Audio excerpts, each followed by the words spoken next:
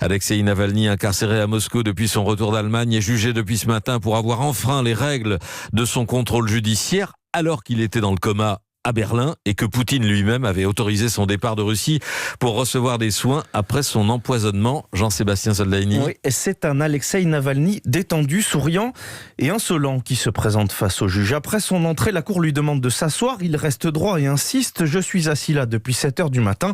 Je veux rester debout. » Accordé. Ce n'est pas lui pour autant qui fixe les règles. Son dossier est minutieusement scruté.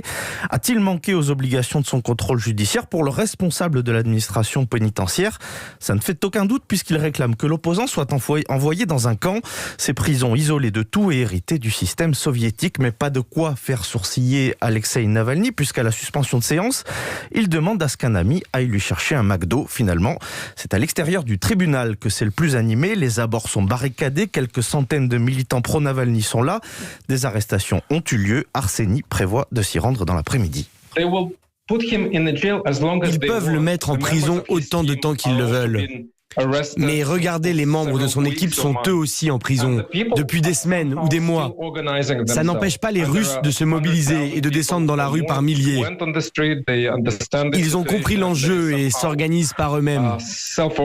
C'est l'autre enjeu de la décision du tribunal. Une peine trop lourde contre Alexeï Navalny pourrait faire grossir les rangs des manifestations prévues le week-end prochain. Merci Jean-Sébastien Soldani. Donc procès toujours en cours, on suivra cela avec vous.